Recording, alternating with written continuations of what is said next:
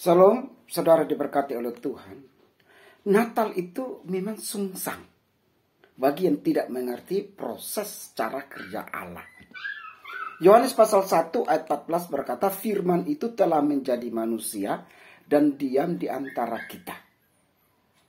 Hologos sarke egeneto tuhumin. Firman itu menjelma menjadi manusia. Artinya Allah lah yang menjadi daging. Nah, saudaraku, dengan demikian ini adalah proses kelahiran yang dibuat dengan cara pola pikir Allah. Kita mengenal ada beberapa proses kelahiran. Yang pertama, waktu Adam diciptakan tanpa sperma, tanpa ovum, tanpa rahim. Alkitab berkata bahwa dengan debu Tuhan memberikan roh, jadilah Adam. Jadi tanpa sperma, tanpa ovum, dan tanpa rahim.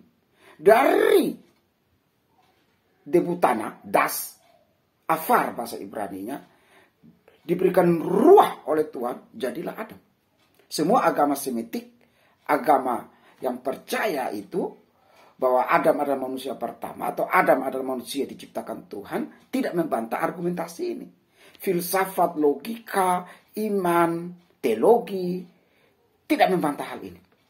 Yang kedua, kelahiran yang kedua, ada daging, yaitu tubuh Adam, diambil tulang rusuknya, dalam terjemahan Neget, di situ adalah bisa keseluruhan hidup, dikasih roh, jadilah Hawa.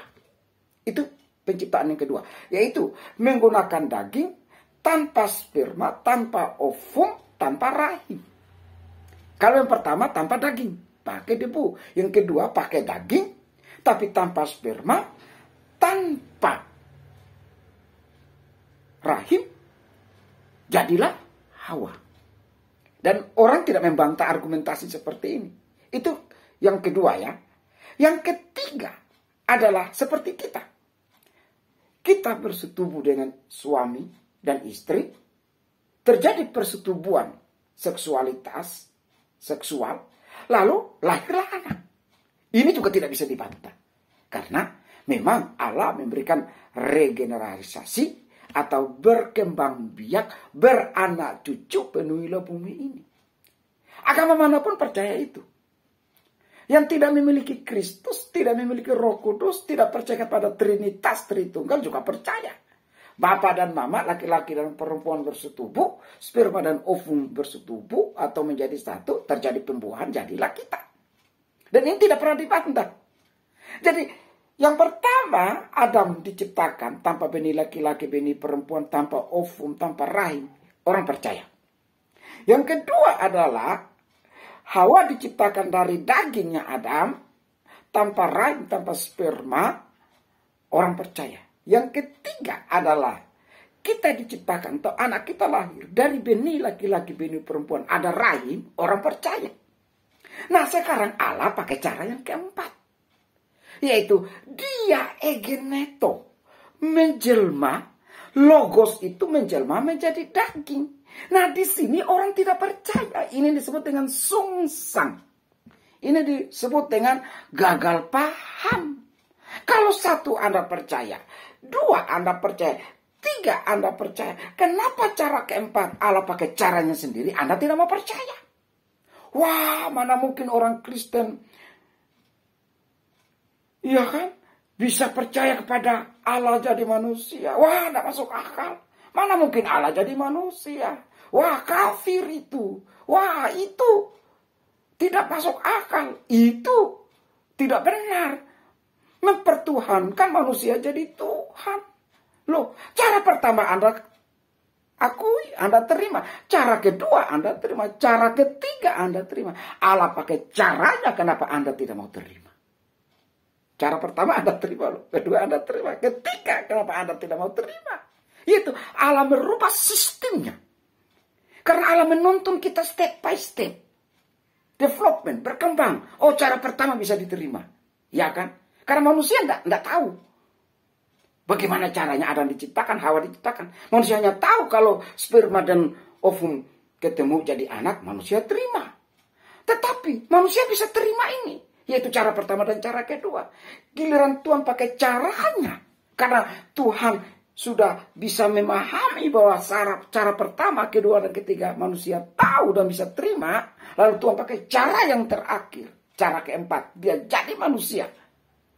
Kenapa kita tidak terima? Ini cara Tuhan. Jangan sungsang pikiranmu. Jangan terbalik pikiran memahami Tuhan. Kalau Allah pakai cara itu, kenapa tidak bisa? Why not? Bisa. Nah, ini hanya bisa diterima oleh kita yang menerima teori inkarnasi. Menerima paham inkarnasi. Menerima ajaran inkarnasi. Bahwa Allah yang besar menjadi daging. Allah yang luar biasa yang tidak dapat ditampung oleh langit dan bumi yang diciptakannya. Mengecil sekecil-kecilnya menjadi daging. Itu yang dikatakan oleh Philip Jensley. Seorang teolog yang hebat. Bahwa dia mengecil menjadi daging. Dalam rahim Maria. Dilahirkan menjadi pria dewasa. Yang siap mati menanggung dosa saudara dan saya. Jadi saudaraku, kenapa Allah pakai cara yang keempat? Karena cara pertama, manusia jatuh dalam dosa. Cara kedua, manusia pun jatuh dalam dosa. Dan cara ketiga, yaitu cara pertama dan cara kedua, yaitu laki-laki dan perempuan yang ada diciptakan Tuhan, justru melahirkan banyak keturunan yang berdosa, dan berdosa.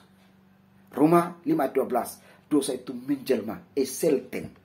Sehingga Allah memakai cara yang keempat, supaya apa? Kita diselamatkan oleh darahnya. Dan di dalam kekristenan, bukan cuma sampai cara keempat, tapi ada cara kelima. Yaitu kita dilahirkan baru. Born again. Kita dilahirkan kembali dengan menerima Kristus.